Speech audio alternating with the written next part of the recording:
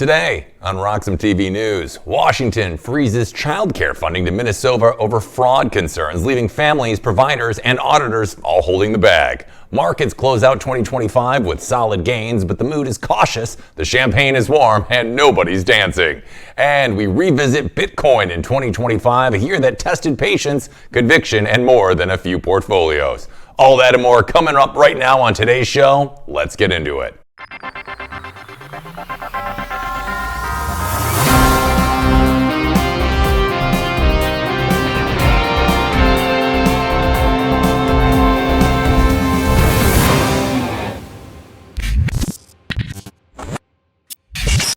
Happy New Year's Eve day, everyone, and welcome back to our last show of 2025 here on RoxomTV News. We are excited to finish up this year and then break in the new year with all of you, so we thank you for tuning in. So let's begin today with one of the biggest stories happening in the United States right now in the state of Minnesota, where a major federal funding decision has ignited a political and social firestorm.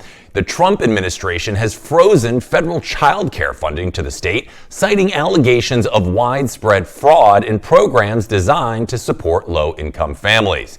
Now, the move, announced Tuesday by senior officials at the Department of Health and Human Services, immediately halts roughly $185 million a year in federal child care payments, while the administration demands additional audits and tighter oversight. The announcement was delivered publicly by HHS Deputy Secretary Jim O'Neill. Let's listen to how the administration explained the decision. Intrepid journalists have made shocking and credible allegations of extensive fraud in Minnesota's child care programs. We believe the state of Minnesota has allowed scammers and fake daycares to siphon millions of taxpayer dollars over the past decade. My office, ACF, provides Minnesota $185 million in child care funds each year.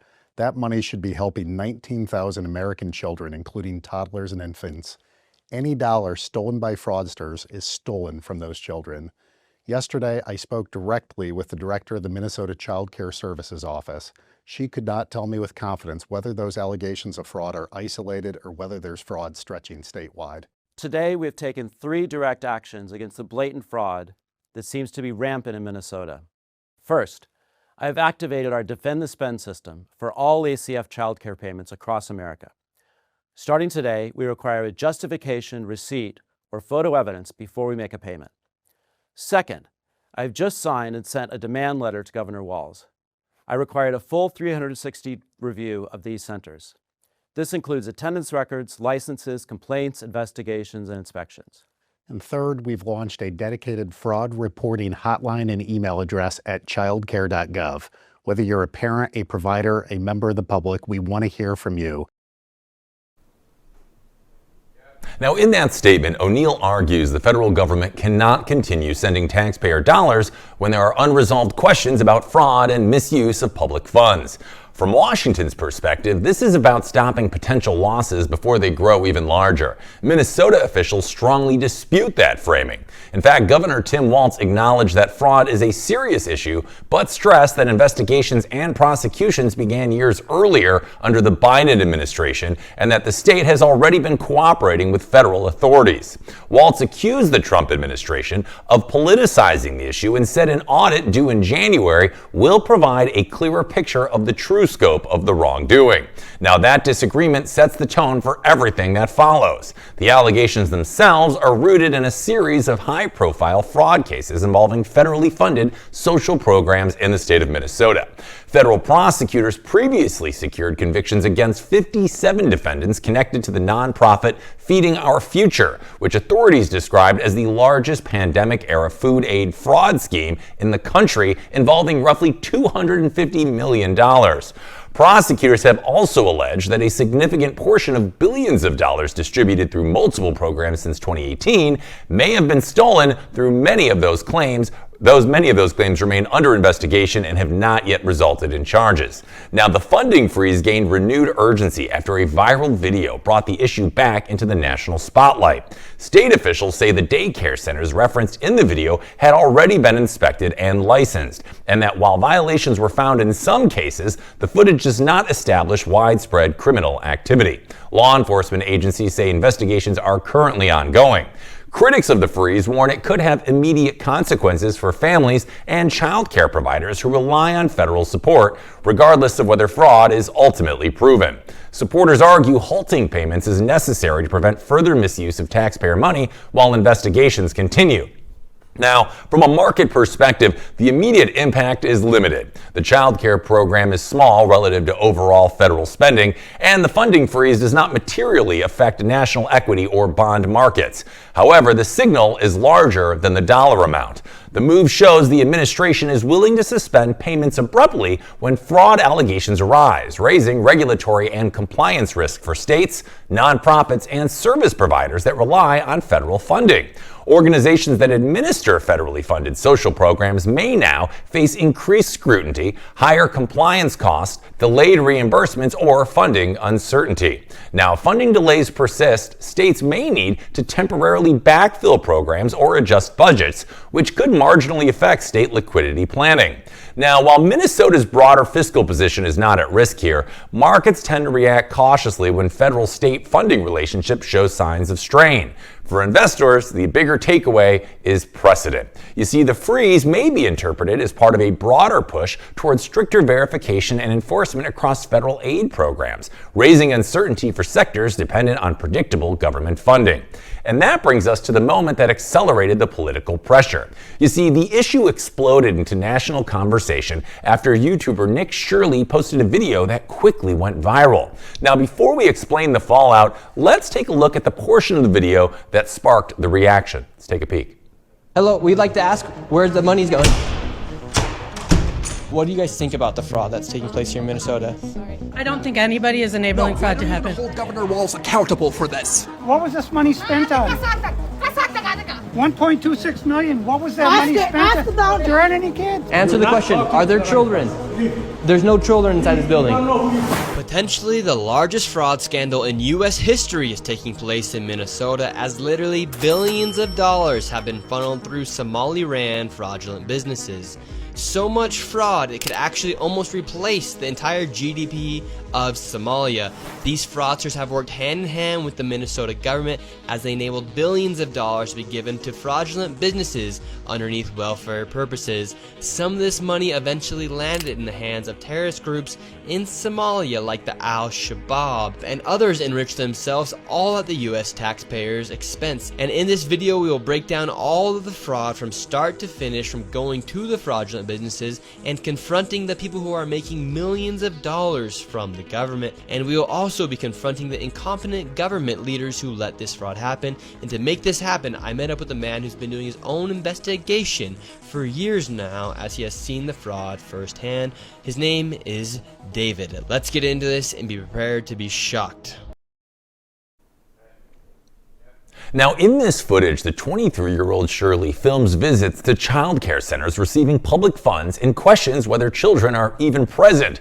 The vlog-style video spread rapidly, drawing tens of millions of views and prompting calls for action from conservative lawmakers and Trump administration allies. Now, while the video raised serious questions, law enforcement agencies have stressed that it does not, on its own, establish any kind of criminal activity. Federal officials say concerns about fraud in Minnesota's social programs predate the video, pointing to years-long investigations and prosecutions tied to other aid programs. However, the viral exposure appears to have accelerated political momentum. Vice President Vance publicly praised Shirley's work, calling attention to what he described as legitimate investigative journalism. Even FBI Director Kash Patel weighed in. Patel said the Bureau believes the allegations may represent only the tip of a very large iceberg. And that combination of viral media and high-level political validation pushed the issue firmly onto the national stage, which brings us to the human consequences of this. You see, pausing federal child care funding carries immediate real-world implications, even as fraud investigations continue. According to the Associated Press, the frozen funds support Minnesota's Child Care Assistance Program, which subsidizes care for tens of thousands of low-income children. Providers rely on those reimbursements to cover payroll, rent, and daily operating expenses. State officials warn that halting payments, even temporarily, could disrupt cash flow for licensed child care centers that are not accused of any wrongdoing. Now, some providers fear they may be forced to reduce hours, limit enrollment, or delay expenses while awaiting federal approval. And that disruption could directly affect families who depend on subsidized childcare in order to remain in the workforce. The Trump administration says funds will be released once additional documentation and oversight requirements are met. But the episode highlights a broader tension here. You see, efforts to prevent fraud can also slow the delivery of essential services, creating uncertainty for providers and families before investigations are completed. And that tension now extends beyond social programs and into election policy. Now, the fallout from Minnesota's child care fraud investigations is now spilling into debates over state election policy. Critics point to Minnesota's long-standing same-day voter registration system, which includes a process known as vouching. You see, under the law, a registered voter can accompany another individual to a polling place and vouch for their residence, allowing that person to register and vote on election day. A single voter can vouch for up to 8 people, provided those individuals present an approved form of identification. Commentators and lawmakers have argued the system may be vulnerable to abuse, particularly when combined with same-day registration. And the debate intensified after Governor Walz signed a law in 2023 providing driver's licenses for all regardless of immigration status without markings indicating actual citizenship. Minnesota election officials defend the vouching system, noting it has been in place for more than 50 years and includes safeguards such as sworn statements and identity requirements. They stress that no direct link has been established between the child care fraud investigations and voter fraud, and that the policy is intended to expand access for eligible voters who lack traditional proof of address. Now, at the same time, critics are arguing that the scale of fraud uncovered in social programs has eroded public trust in systems that rely heavily on verification after the fact. They say that even without a proven connection, the overlap of weak oversight, large public expenditures, and relaxed verification standards has raised broader concerns about how risk is managed across state programs. That tension between access, oversight, and public trust now sits at the center of this entire debate. Now, I want to step out of the straight news mode here for a moment because this story deserves a little more nuance than the headlines might allow. Because what's happening in Minnesota isn't really about a single funding freeze or even one specific investigation. It's about what happens when large systems are built to move enormous amounts of money quickly, while the mechanisms designed to monitor that money struggle to keep pace. The fraud uncovered in Minnesota didn't appear just overnight, and it didn't begin with a single viral video. It developed over time through gaps in oversight, slow responses, and incentives that rewarded speed over verification. Now, that doesn't excuse it, but it does help explain how something like this can grow as large as it did before being fully confronted. At the same time, it's important to be clear about something else here. The vast majority of families using child care assistance did nothing wrong, and most providers followed the rules that they were actually given. Freezing funds doesn't automatically separate bad actors from everyone else, and in the short term, it places real pressure on people who rely on these programs simply to keep working and supporting their families. From that perspective, the concern about collateral damage is legitimate. The Trump administration is not wrong to demand accountability, and Minnesota officials are not wrong to warn about the consequences of broad, sudden action. Both of these positions can exist at the same time, even if they are politically uncomfortable to hold together. And the challenge here is that our responses tend to swing between extremes. Either money flows freely with limited scrutiny and we act surprised when abuse is uncovered, or the reaction is so forceful that it disrupts services before investigations are complete and responsibility is clearly assigned. There is a more balanced approach available. Targeted freezes that focus on specific programs or operators under investigation. Faster, more transparent audits that provide clarity without dragging on indefinitely. And real accountability, not just for those who committed fraud, but for the oversight structures that failed to catch it earlier. Because if the takeaway from this episode is simply that funding can be shut off abruptly whenever problems emerge, that uncertainty won't stop fraud. It will just shift it somewhere else, while creating new instability for families and providers in the meantime. This story ultimately isn't about partisan politics. It's about whether we can design systems that protect taxpayers while still delivering essential services reliably and fairly.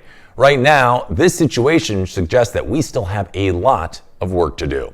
Joining us to talk about this story and others is one of our good friends of the program, Mr. Stephen Big Beat Orr. Stephen, happy New Year's Eve day. Welcome back to the show. How are you this morning?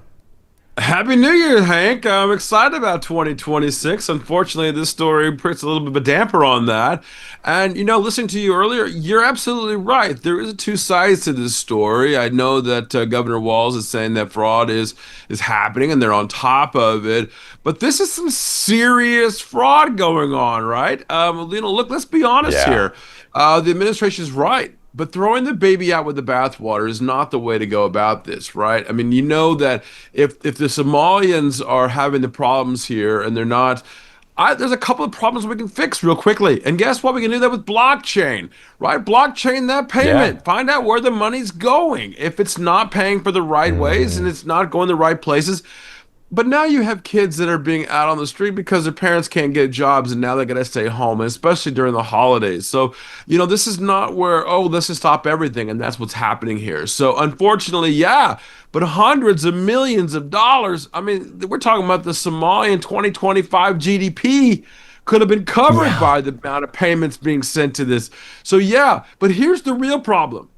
When we see fraud like this, usually when we arrest them and we send them to jail, it's like a revolving door. We don't send them to jail and keep them there.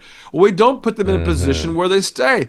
There's got to be real consequences for this kind of fraud. And this is massive fraud. And, this to me feels like just the tip of the iceberg.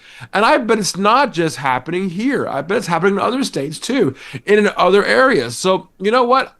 Doge set that precedence by starting the process of let's go find waste. But they went about it the wrong way. It was just chopping with a big axe and not with, a scalpel knife. Let's go find the problems, cut that out, that cancer, and let's go after the problems. And then let's prosecute the people that are causing the problems.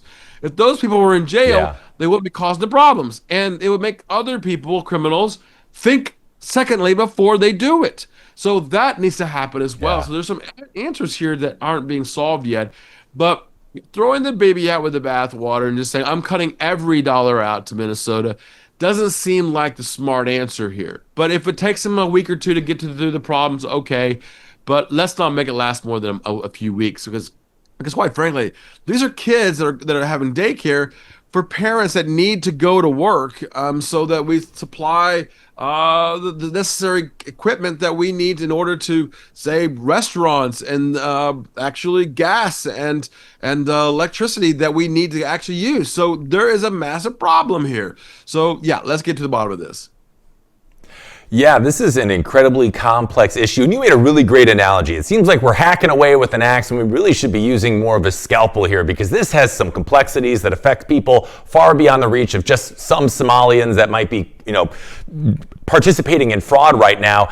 And it does beg a bigger question here, Stephen. So when you hear about federal government freezing the child care funding in Minnesota, what's the first thing that stands out to you? Is this mainly about fraud, or is this about how these programs are set up in the first place? And you made a good point. Blockchain could very well be the answer. We need some transparency in these systems, right?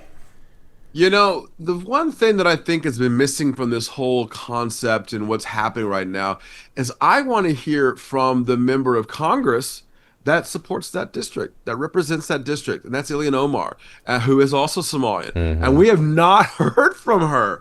That is a big question mark. She has been very vocal, very loud about her Somalian constituents, and we've not heard from them. And we've not heard from her. And this is like close the door. This is America. I mean, we need to understand from our own members of what's really going on there. We've heard from the president. We've heard from the deputy HHS director. But I want to hear from the member of Congress who absolutely represents that district. And we have not heard from her. That, to me, tells me that there might be even more rampant fraud. So, yes. But again, Hank, when I look at fraud, it's not usually just one place. Where there's smoke, there's usually fire. And so in this case, I want to know where the smoke is coming from on all sides of this. And I want to know, does this reach higher than just a few Somalian daycare operators that have not had good housekeeping, shall we say, made good records of the people that are attending, the kids coming in, when they're going? if they are kids going in and going out and there's no records, there could be an even bigger problem than just fraud on the money side of things. There could be even bigger fraud going on. If you don't believe me, just ask Jeffrey Epstein. Oh, we can't. So let's talk about that from the perspective of what other things could be happening there. And I want to see the bigger picture, and we're not seeing that just yet. Yeah, this is really exposing some huge cracks in the system. And you're right, this is the tip of the iceberg. People are now doing their own independent journalism thing. I've heard of cases such as this from other people in Ohio and Massachusetts, and we're only still in the days after this being exposed. So you gotta feel we're gonna be seeing a lot more of these types of instances come to light in the not too distant future. And this particular problem does kind of reveal some interesting cracks in our government system right now, because it kind of seems to bring this debate between speed versus oversight. So my question for you, Stephen, is why is it so hard for big government programs to move money quickly and still keep a close eye on where it's going? Like, what's happening there?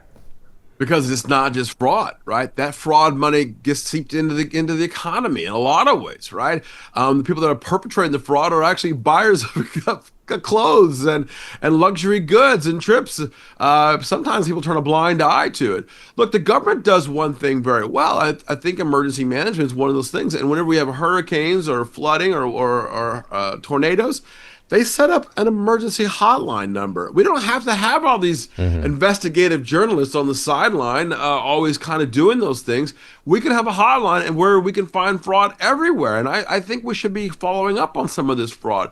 And where every citizen becomes a citizen journalist and not just us alone. Not where you see journalists or talking heads like ourselves that have to go do all the work. There are a lot of people that see fraud, and you know what? There should be a hotline. Hey, you know what? Guess what I see today? And don't abuse that, but for the most part, yeah, the government should be investigating us, and this should have an investigative arm. And I think we will see this come out of this this poor display of both sides, right? The Somalian daycare as well as our government. We need to have a government that works correctly, not throwing the baby out of the bathwater, as I said earlier, and not having a situation where hundreds of millions of dollars is being wasted on the government. I mean, if you think about the Department of Defense, we understand now $1.8 trillion hasn't been accounted for last year. So there's more than just this stuff, right? There's a lot going on here. So yeah, Hank, let's set up an emergency hotline for a lot of this fraud and let Doge do their job.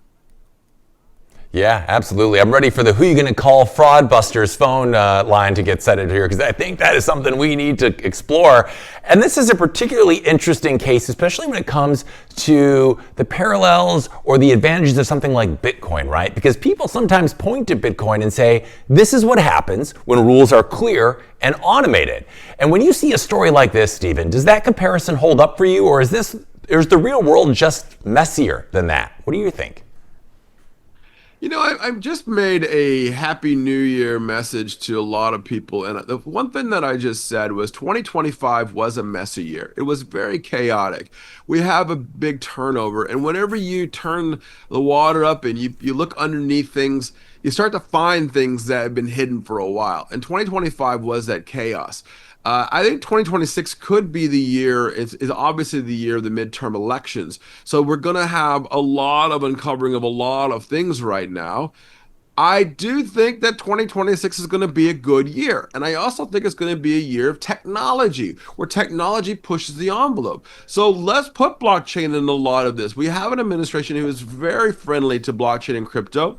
Let's put it to good use. Right? Let's put this blockchain numbers and find out where the money is going, whether that's Department of Defense or it's going to HHS or whatever department that they're using, education. Find out where the money's going and have some accountability for it. And we now have the technology to do that. And yes, there is time where technology needs to catch up with antiquated systems. But we've had a year now with the president. So, okay, Mr. President, it's time to get in gear and put that into good use. And I agree with that. I think he will, actually. I think this is a good call. And in an election year, But I always said back in Illinois, you always knew when it was election year because the road signs were all out fixing the roads. So expect this year to be the year that we fix the roads and maybe using blockchain, especially in payment systems. We've got payment systems coming out of our ears now. But let's put this to good use in the government. And let's also take a moment and understand where we've been and where we're going. So if you think about the next level of all of this, you have to think about how we are going to implement this. So what do we do to implement that? And I think that that's where the government needs to step in and say, okay, we're going to take over. We're not going to throw the baby out with the bathwater. We're going to actually do some scalpel, cutting some surgery, and finding these problems. Because I think if you found them in Minnesota, you're going to find them in every state, not just Republican states or Democrat states. It's not a political issue. Whenever there is fraud like this, this is not political. This is real fraud of defrauding us, defrauding the American people of money that could go to other better benefits and to other people. So I'm not a fan of this. Get it done, is what I'm saying. Yeah, I agree. And that could be one of the good things that comes out of a situation like this. And I agree with you. I feel very optimistic about 2026. With things like this, like obviously you don't want to hear about it, but at the same time, it exposes cracks in the system. And hopefully we can actually take some real actions that fixes those going forward and can kind of make this a little bit better, in the future for all of us. And then we have things like Bitcoin and what that's going to do for the monetary system. And then we got some really great news, potentially, that I want to talk about right now in our next story, as Ukraine President Vladimir Zelensky says he is ready to meet with Russian President Vladimir Putin. Now, this is not a symbolic gesture here. Zelensky made the remarks while speaking to reporters, stressing that Ukraine remains committed to negotiations to end the war triggered by Russia's full-scale invasion that started back in 2022. Now, the comments came after discussions with U.S. President Trump about possible presence of U.S. troops on Ukrainian territory. Zelensky described a U.S. troop presence as a strong position for Ukraine's long-term security, though the White House declined to say whether such a deployment is under active consideration. Trump has said Washington and Kiev are maybe very close to an agreement, while also acknowledging that territorial issues remain unresolved. Now, the diplomatic push has been complicated by renewed tensions after Russia accused Ukraine of attempting a drone attack on one of Putin's presidential residences. Ukraine flatly denied the allegation, calling it fabrication meant to derail peace talks, and France said it has seen no evidence supporting Moscow's claim. Now, despite the accusation, Russia says it will not abandon negotiations while warning that its stance could harden. Why this should matter to people watching at home is actually pretty clear. Any shift toward negotiations changes how global markets price risk, energy security, defense spending, and geopolitical stability going into 2026. And whether talks advance or collapse will ripple far beyond Eastern Europe. Bringing Stephen back. Stephen, Zelensky saying he's willing to meet Putin in any format sounds like a big moment. When you hear language like that, though, how seriously do you take it before anything actually happens? My grandfather said a long time ago, do what I say, not what I do, right? Look, the talk is very cheap on both sides, and especially in war and in battle situations like this, you got to tell me the truth. Talk to me about why you're bombing Putin's residency. Why is Putin taking Donbass? There is something in the mix of all of this. The answer to that question is very simple. Putin said that the reason he was attacking Ukraine was because of Jewish and Nazi influence. That was his first original answer of why he was attacking. Then we understood that he took over specific ports, so that he needed to have those ports on that side of Russia. But what is really going on is I don't think they like each other. I think this is actually a personal thing, and they've attacked each other. Russia actually made friends with North Korea, which sent troops into Russia to go fight in Ukraine. Now they're gone now, right? They're passed away. When you look at the death and destruction that's going on in Ukraine and in Russia, what is it that they're actually doing here? And I can't put my finger on exactly what both sides are wanting. Putin wants war. He just loves to fight. We're seeing that in a lot of ways. We're also seeing that in Venezuela, where the Russians have supported Venezuela when the United States is bombing based on quote, quote, drug movements. I don't know what's really going on when it comes to seven-sided dice here. when you look at what Putin is saying and what he's actually doing, it seems to be two different things. Okay, you bombed my house, but I will still go to the table and I will still have a discussion with you about peace. That doesn't sound right to me. There's something missing. When something missing like that, it's usually because that there is something missing. It's not true, right? So when I look at what we have to do to correct this situation, and now Putin is saying, well, if you give me Donbass and if you give me a few areas of militaristic ports, then I will talk about, we will start to pull away. Next thing you know, Zelensky is asking Trump for permanent U.S. troops in Russia and in Ukraine to protect the border. So that does not sound to me like both sides want peace. It just sounds like both sides just want money. And if you talk about fraud, Zelensky's had some fraud, looks like, on my perspective, because there has been some money missing that we have sent money over there, as well as we have sent drones. And where's the money there? So again, blockchain, this becomes quite the fairy tale progress on both sides. Hey, we want peace, but yet I want this, I want that. No, I don't want this. Yes, I want that. Just sit down at the table and get it done. Now, Zelensky and Putin have both said now in the last week that they both want to go to the table. Then go to the goddamn table and sit down and get it done, because we can't handle this anymore. Just get it done. Yeah, agreed. This certainly seems like a lot of lip service here, and maybe Putin's operating in bad faith. Again, it doesn't make a lot of sense. He accuses them of bombing one of his houses and says he's still willing to go to the table. It's not quite adding up. And you brought up another point that I wanted to talk about, was the chatter about these possible U.S. security guarantees for the Ukraine. Because even without the details, why does that kind of talk immediately raise the stakes on this? Is that because that's going to continue United States involvement and maybe this could escalate into something more? Well, what is the big beat on that one? What do you think? Yeah, of course. I mean, you're changing the goalpost. We heard Trump talk about it 2 weeks ago that on 20 of the points we're together, we have an agreement, and now we don't have an agreement. Now we need to come back to the table. Which is it? I want to know what's really going on. Show me the peace plan. We have a peace plan. Where's the peace plan? We are very close to the peace plan. Where's the peace plan? Let's see what they're actually looking at. And let's see what they're actually talking about. Let the public make a decision. Let the fight actually stop with guns and bombs and drones. And let's get down to brass tacks and get this done. And let's see what's in the actual peace process.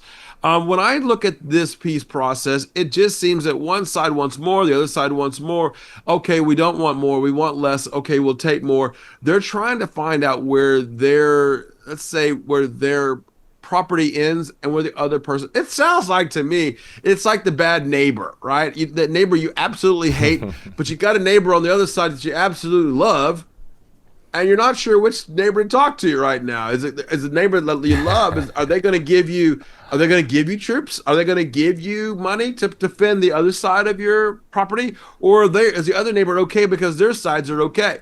And that's what you're seeing in Poland right now. Poland is nervous, and they said they've seen more drones in the last month than they've seen in the last 5 years. So it's not just about Ukraine. They're also talking about that eastern front of all of Europe. So this is not just Ukraine and Russia. I think Russia is kind of banging on the border to see just how far he can push it with not only the president of the United States, but Europe as well. Yeah, absolutely. The implications of this war stretch far beyond just Eastern Europe, and they move into the global markets. And I want to talk about those next, because we're going to move to New York here and those global financial markets where investors are closing the books on another strong year, but with noticeably less momentum. Global markets are wrapping up 2025 after a third consecutive year of double-digit equity gains, though the rally has faded as the calendar turns. U.S. stocks delivered another standout performance, with the S&P 500 up roughly 17%, powered by enthusiasm around AI and expectations for easier monetary policy. Late December trading, however, has been thin and volatile, with investors choosing to lock in profits after months of strong gains. Across asset classes, Divergence defined the final stretch of the year. Silver emerged as one of 2025's strongest performers, but with sharp swings, moving more than 5% in multiple sessions as investors piled into metals tied to energy transition demand and supply constraints. Gold finished the year elevated while oil and agricultural commodities lagged behind. The U.S. dollar is heading toward its weakest annual performance since 2017, reflecting expectations that the Federal Reserve will continue cutting rates into 2026. Going back to Stephen. Stephen, we're ending 2025 with strong market gains, but it doesn't really feel like a victory lap. How would you explain that mood shift to someone who doesn't follow the markets every day? Well, sometimes you just gotta take a break. Look, I was buying silver at 19 bucks an ounce, and I dumped it at 58 because I thought that's where the top was. And it went right on up. And then, of course, most people saw it on my own social media at around $82 an ounce. I shorted it again because some people don't understand the mechanics of the market, right? The CME raised their margin requirements and kaboom, a lot of people were on margin they couldn't afford. That tells me that there's a lot of gaming and gambling out there still in the markets. As we went into the end of the year, and I still believe that Santa Claus is coming to town. So if you believe in that Santa Claus rally, we are going to get it. It's going to take Friday and Monday of next week and Tuesday. But there is some profit taking and there is some tax loss selling going on. And what happens is when you see the markets going down and you're long, you're like, oh my God, this is not a good market. It's terrible. Come on, Chicken Little, relax. The reason this happening is because the market mechanics. People need to pay taxes. People need to harvest some losses in their taxes. So it's okay, right? But what we don't want to see is we don't want to see that bleeding into 2026, because in those of us that are institutional traders, we know that one thing's true: when as January goes, so goes the rest of the year. So we want to see a pretty good year, and we are going to see that because we are going to see some of these geopolitical issues backing off a bit, and we're going to start to see technology really ramping up. Meta, Amazon, Google, they're not spending money on AI to spend money on AI. They know it's going to pay off dividends in the future.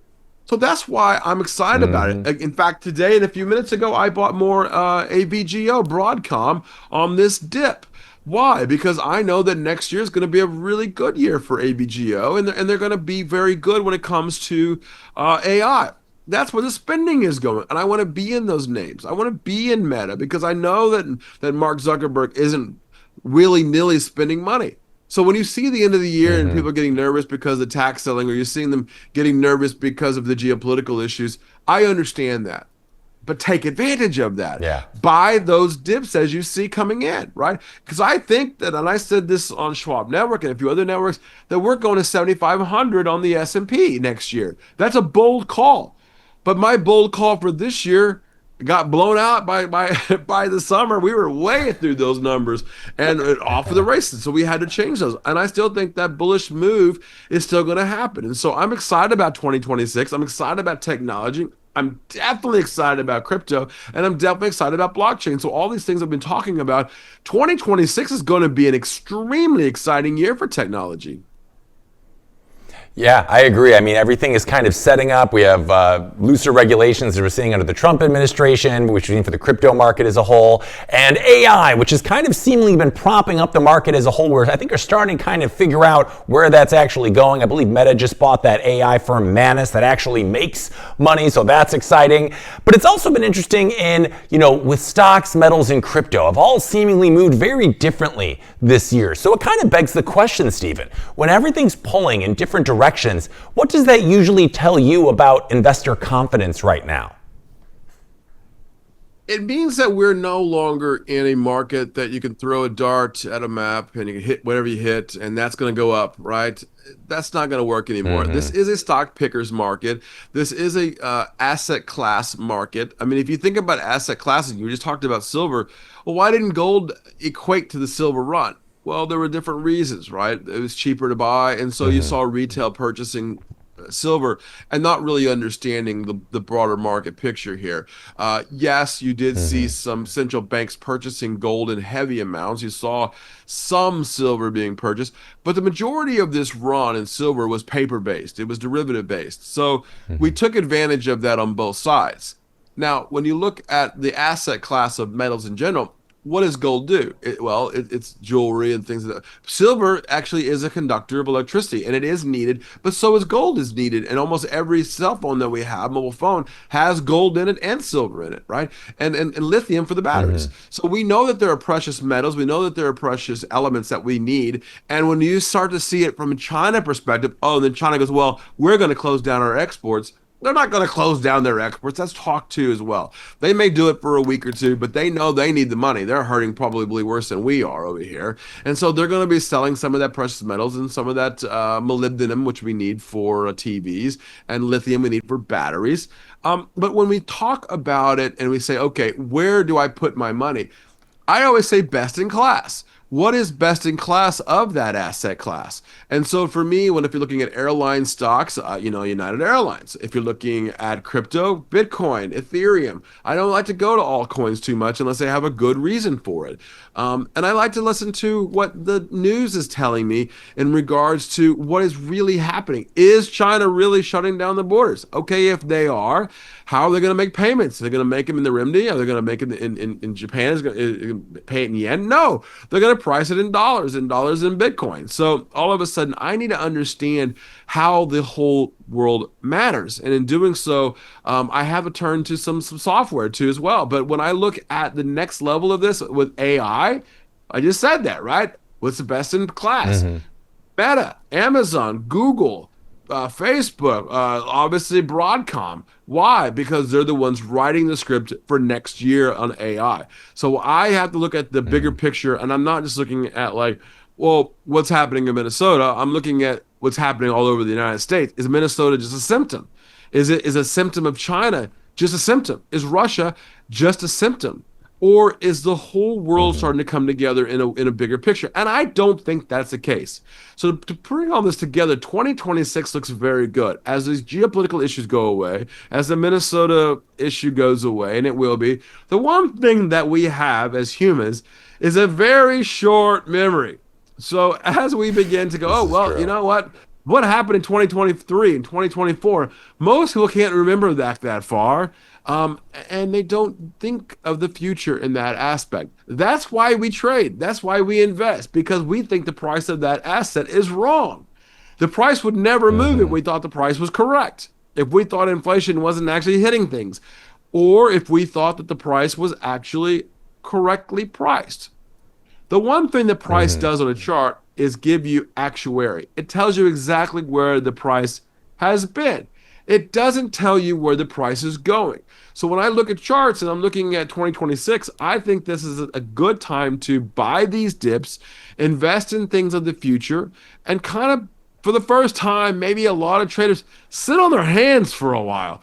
Make those positions, put those positions on, and think about the future. The biggest moves in the markets are not done on a daily basis. They're done on yearly basis. Right. And, it's no longer you can just look at charts to kind of have a good idea of where the markets are going. You have to look at the headlines and the sentiment. I know you have your amazing platform, Quasar Markets, which I encourage everyone to check out, which uses a bunch of different AI systems to give you the best picture of what the future and what that could bring to different markets and stocks and cryptos. So everyone, make sure to check that out. And speaking of cryptos, we're going to take a quick break here, Stephen. When we come back, we're going to take a look at the biggest Bitcoin headlines of the year and see where we think we're going to be headed next in 2026, and I'm feeling very bullish about it. So we're going to touch on that and more when we're back with RoxomTV News right after this quick break.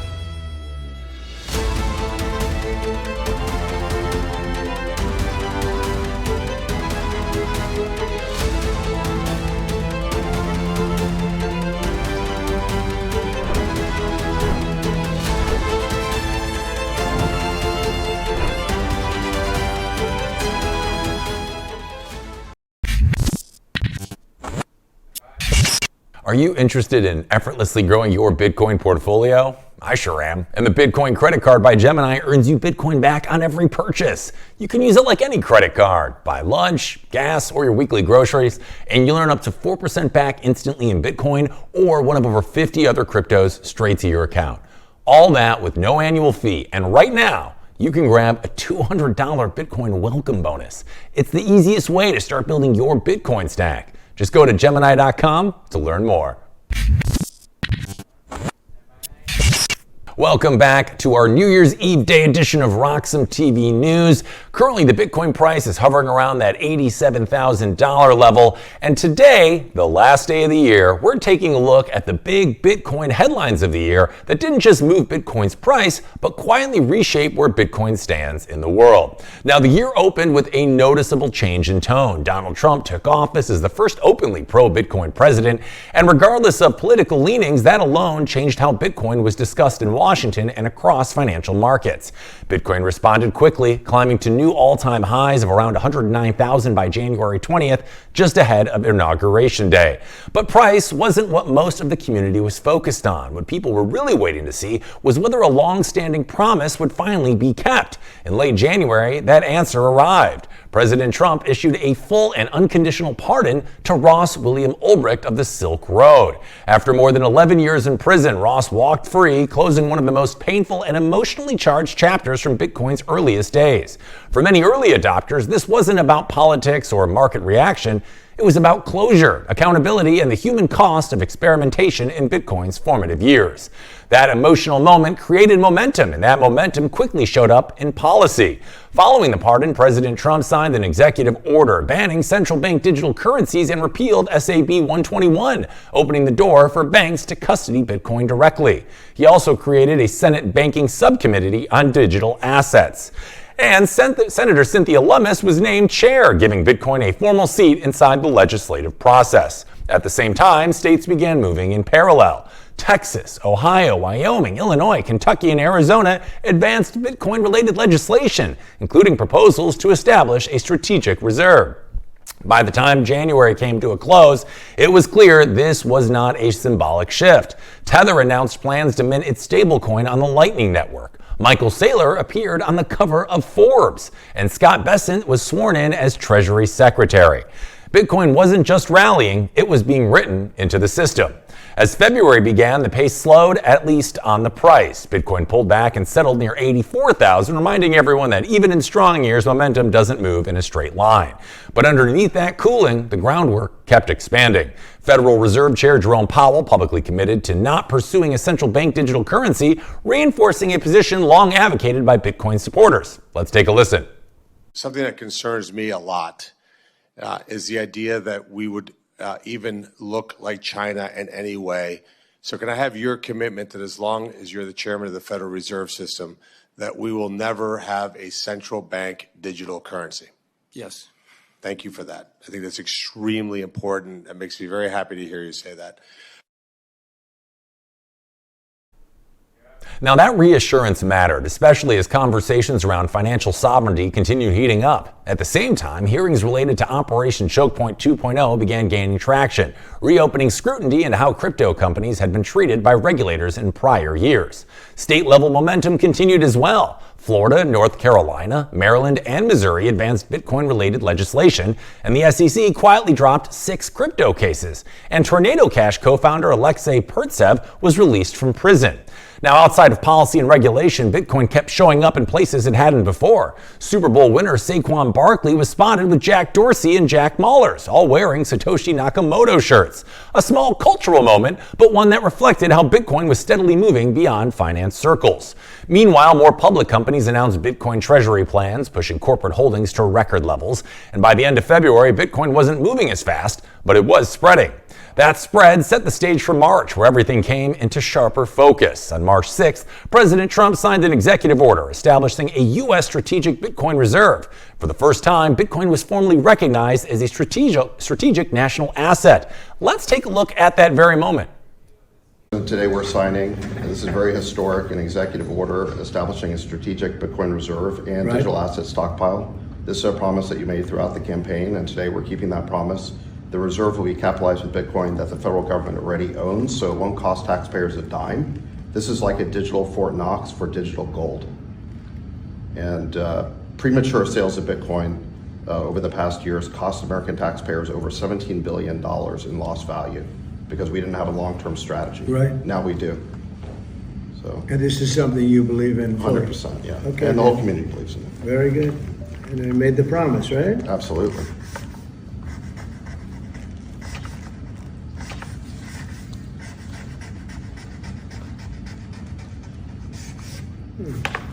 Okay.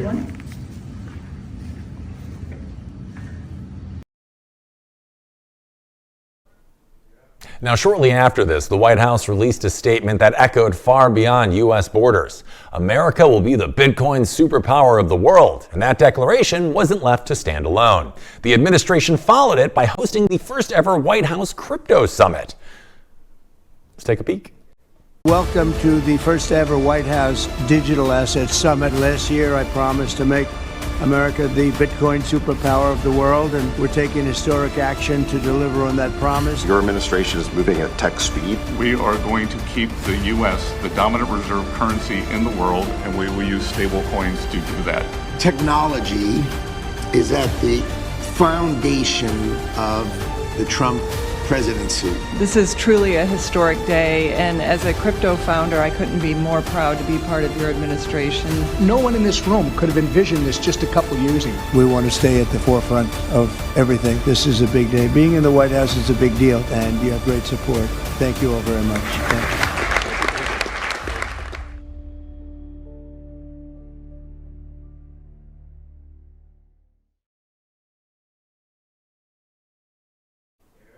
Now, at the same time as all this is going on, similar conversations were happening around the world. Japan announced tax reductions on digital assets. Spain's BBVA received approval to offer Bitcoin trading and custody services.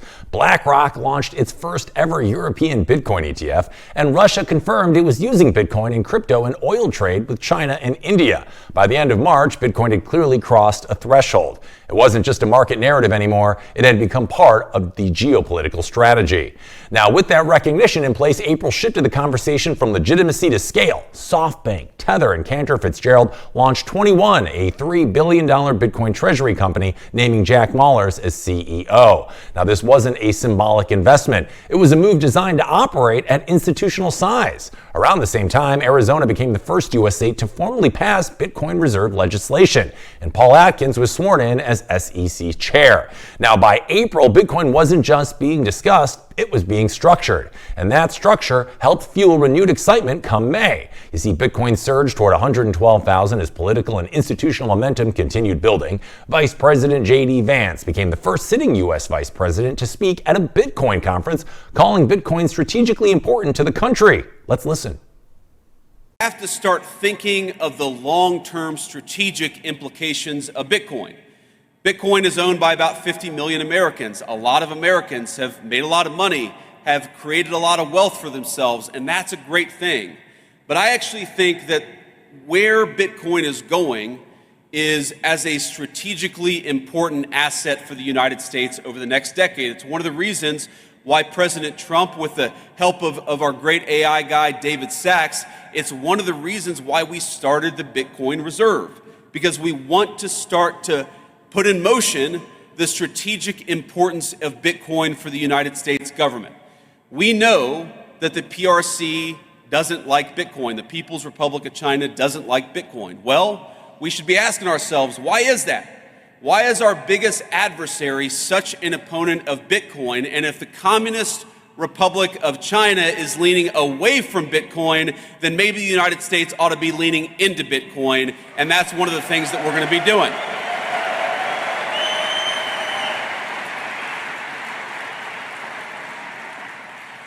But that's not a vice president standing up here and talking at you. The way that Bitcoin is involved in the strategic future of our country, that's got to be a two-way conversation. And so when I talk about getting involved in politics, one of the things that you guys got to do is continue to give us feedback and continue to tell us the ways in which Bitcoin can play a positive role in the strategic future of this country. I know the Bitcoin Policy Institute is working on this very topic now, but all of you have got to be involved in this conversation, because I don't think any of us want to wake up in a country 10 years from now that is less wealthy and less prosperous because we made bad decisions today. We're going to make the right decisions, but that depends on you guys being part of the conversation. So be part of that conversation. And here's... Soon after these words from Vice President J.D. Vance, Ross Ulbricht made his first public appearance since regaining his freedom. For many in attendance, it was an emotional reminder of how long and complicated this journey has been. Internationally, interests continue to grow. Pakistan announced plans to establish a strategic Bitcoin reserve of its own. Bitcoin was no longer moving in isolation. It was moving in parallel. And as summer began, the headlines softened, but the progress didn't stop. In June, the Senate passed the Genius Act. The Federal Housing Finance Agency announced that Bitcoin could be used as collateral in federal mortgage applications, expanding Bitcoin's role in everyday financial life. These weren't flashy moments, but they were foundational ones. That foundation showed up clearly in July, as on July 14th, Bitcoin crossed $120,000 for the first time. The Genius Stablecoin Act passed the House and was signed into law, creating the first federal framework for stablecoins and further integrating Bitcoin into traditional finance. Now, Bitcoin wasn't just rising, it was being absorbed. August, as it often does, reintroduced some volatility. Bitcoin briefly reached 124K on August 13th before pulling back as markets digested the pace of change. It was a reminder that even in transformational years, price still moves in cycles. September reinforced another familiar lesson. Despite a Federal Reserve rate cut, Bitcoin dipped below 112,000, showing once again that liquidity alone doesn't dictate price movement. Macro still very much mattered.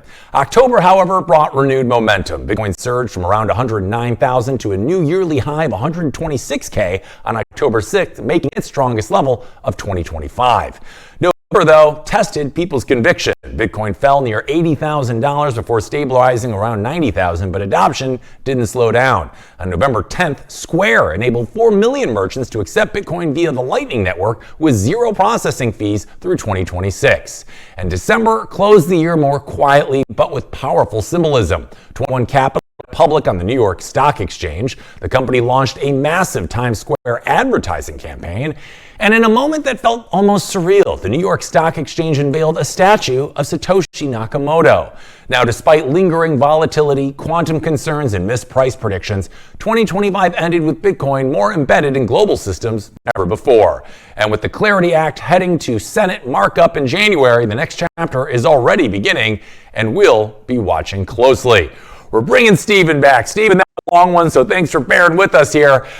When you zoom out and look at all of 2025 and all the progress we've made, what stands out to you more, the price action or the fact that Bitcoin was suddenly being treated as something governments and institutions had to plan around? What were your thoughts? I think the biggest change in 2025 was the political landscape of crypto in general, right? We had an administration who was very negative on crypto and stopped almost all of that movement to integration of crypto, Bitcoin, and how that we use it as payment processing, how we use it as a reserve, how we think of crypto as a country. Because we, as you heard from J.D. Vance, and both of us were at that speech, right, in Vegas. Let's talk about that, right? That is a complete 180 from what we saw last year. And when you talk about it from the perspective of when the senator from Missouri asked our illustrious chairman of the Fed, Powell, will there be a CBDC? And absolutely not. Well, Powell's not going to be around here in a few more months. The president's told you that. So there's going to be even more in the administration, even more in those, of course, in this case, the Fed, that's going to be pro-crypto. So the future of Bitcoin and crypto is extremely bright. Yes, it fell. Yes, the predictions that a lot of us made for a higher Bitcoin at the end of the year didn't come through completely, but it doesn't stop us. I continue to buy. I bought more Bitcoin today. Why? Because when we look at the tax selling we saw earlier, when we saw some of this, you still saw more buying. You saw these OGs, the original gangsters in Bitcoin, have now stopped selling. They were selling themselves because they do have tax issues themselves now, right? Yeah, So when I think absolutely. about the future, I got to think about, is there more Bitcoin coming out? Are we going to print more Bitcoin? You just had a video saying, guess what? I don't want to buy something that somebody else can print. Well, there you go. You can't print more Bitcoin. It's 21 million of it, and we're almost there. So when I say, okay, supply and demand, which is what we saw in silver, low supply, high demand, the price exploded. So I'm looking for 2026 to be an explosive year for Bitcoin, making all-time highs on Bitcoin and probably setting another standard for Bitcoin as the miners back off of their selling. Miners are also selling. They had to sell because they also owe taxes. They have bills to pay as well. So all those things are now ending on this New Year's Eve special we're having here. Guess what? Tomorrow we could see, and on Friday, some buying stepping right back in that felt like window dressing. On the institutional side, they don't want to show on their balance sheets no Bitcoin. They want to show that they actually have Bitcoin. Michael Saylor didn't stop buying Bitcoin. He continued to buy Bitcoin throughout this. So I still think we're going to go higher and much higher and making all-time highs here in 2026. Yeah, I couldn't agree more. We're not in a fundamentally different place than we were just a couple of months ago. So the foundation remains the same, if not better, and we have all these government tailwinds that we've never had before in the space. But the big narrative, I feel like this year, was the institutional and corporate moves that we've seen. Treasury companies, ETFs, banks getting involved. But we also saw some brutal drawdowns. So my question for you, Stephen, is do you think 2025 proved that Bitcoin is maturing? Or did it show we're still very much early and still very much chaotic? We have been between 80 and 90,000 for the last few months. I was begging for this kind of movement for many years. I'm like, the crazy runs up and the crazy run downs. It was nuts because they couldn't figure out price prediction, right? And the charts were way off for this because there wasn't any back area to explain where a price was moving to. I'm excited about this. We are basing now. We are building a complete support system now for crypto, and I think the next level of this is next to the move is up. When I look at price in general, it's the path of least resistance to me. What is the path of least resistance? Well, from 126 to 88, and in some cases 78, it's been the downside. But now the path of least resistance is now to the upside. We've had that burn off. We've had the selling. We've had that movement in derivatives that have been pushing the price down. And the selling for tax reasons is now over. So now we got to go back to the normal, and you just said it, the thesis, and that thesis has not changed. The basis fundamentals of why crypto will continue pushing up was just told you by JD Vance, was just told you by the president. And we're going to have a Fed chair who's going to be out here in a few months. So the president's going to have a few more picks to go to the Fed who are going to be crypto friendly. So they're going to be lowering rates. You want to be you want to be shorting Bitcoin when we're lowering rates? No. I mean, I get the Kalshi and prediction market saying that the chances of a rate cut coming up are low. Fine. But you know what? The chances of Powell being the chair of the Fed are pretty damn low by the end of 2026. So he's out. So the president's already told you we're going to pick something a lot more crypto friendly. Crypto friendly in an environment that supports the U.S. banks. So adoption by the banks is going to be very high. They're going to be accepting of this. Right. So when I look at that, I go, nope, I do not want to be short Bitcoin in any way, shape, form, or fashion. Right. I mean, I'm no financial expert like you, but this is basic econ 101 of supply and demand right now. And you look at all of the favorable narratives that we have had over the last year. This to me is a no-brainer. However, if someone out there watching at home isn't trading Bitcoin every day and doesn't care about the short-term price, Stephen, what is the one thing from 2025 that you think actually affects their future the most? Accumulation. Look, you're hearing it about taking the orange pill. We've heard that so many times. I almost feel like my hair should be orange as well. it's not about trading the crypto space. And that's great that people do. And I love that because I'm a trader. I've been a trader for 35 years. I was trading before most of them were even born. It's accumulation. Wealth is made by accumulating. The original gangsters, those OGs that literally were in crypto, they're rich, didn't get that way by trading it. They got that way by buying it at low and selling it high. And they realized it was high, and it was high. But now we've had that selling. Now we're going to go higher. When you look at the people like myself that I bought first Bitcoin at $75, I had to look at the next level of this. What is the next level of this?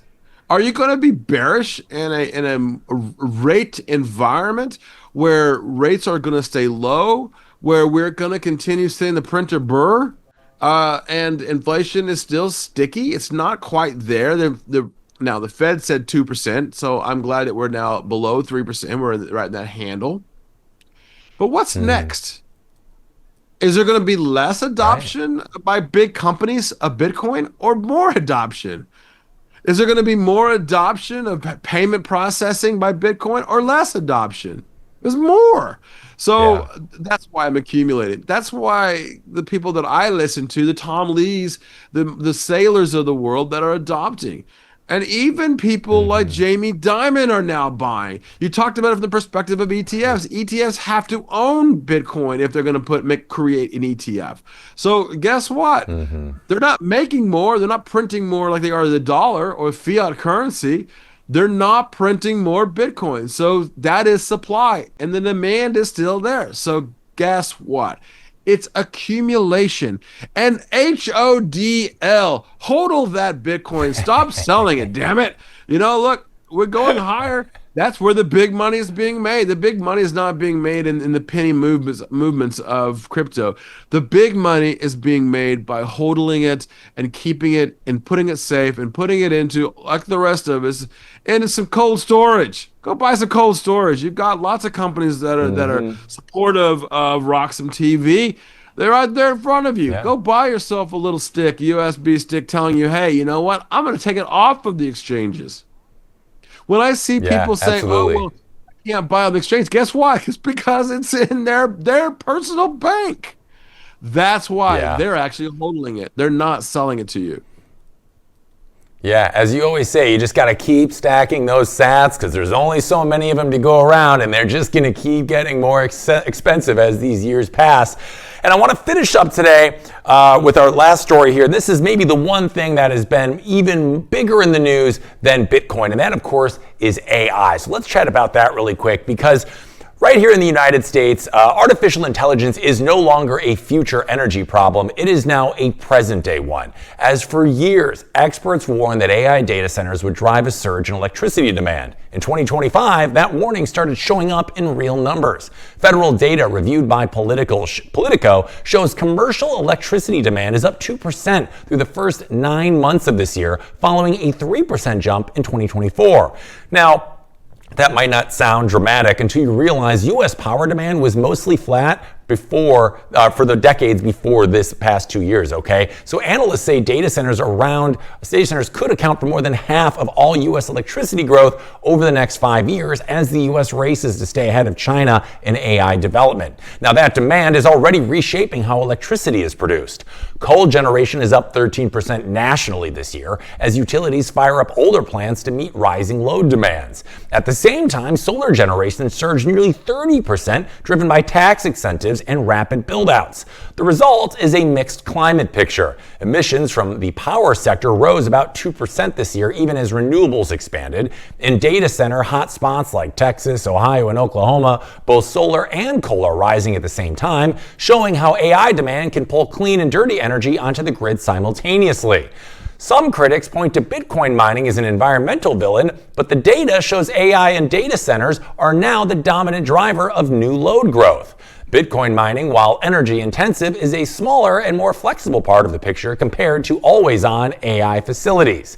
Now, why this should matter to people watching at home is pretty simple. Rising power demand affects electricity prices, grid reliability, and how quickly clean energy can scale. How the U.S. meets this demand will shape energy bills, emissions, and economic competitiveness for years to come.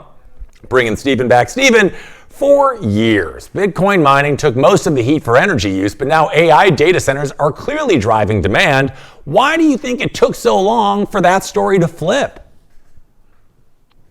When I talk about energy usage on other shows, I talk about how peak performance of dominance of certain asset classes within energy happens.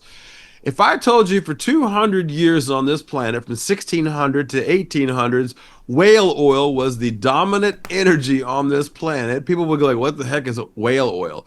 And as supply was diminishing because of the whales and we saw peak usage of oil, price of that energy went through the roof and we had to find alternative energy sources. That next energy source that became very popular was coal. Coal was a very popular, it was easy to mine. We had miners going in and pulling out energy. But over the last 3 decades, we've seen coal usage absolutely drop. Then we saw roughly in the late 1930s to 50s to 60s, peak energy happened in oil to where the oil demand today is outrageous. At one point, oil got to $200 a barrel. Today it's at $57 a barrel with inflation. So as peak demand comes in for the next generation of energy, we're going to look for energy usage closer to that energy source. So what you're seeing with this demand from AI and Bitcoin mining, and you know, we didn't complain too loudly when the internet came around. Oh, we're using up more oil, more energy for the internet. We are, because it is a massive hog on the grid system, which is what we need to up. We need to up the transfer of energy. Companies like Energy Transfer Partners, those companies are going to be on the forefront. We lose a lot of energy just in the transmission of lines. So when you look at the pickaxe and shovels of the gold mining rush, the pickaxe and shovels are where they are picking up. These Bitcoin miners and these AI huge buildings are moving closer to the energy sources. Places like Louisiana, Texas, California. And they're not just taking it from oil and gasoline, because we used to burn natural gas off.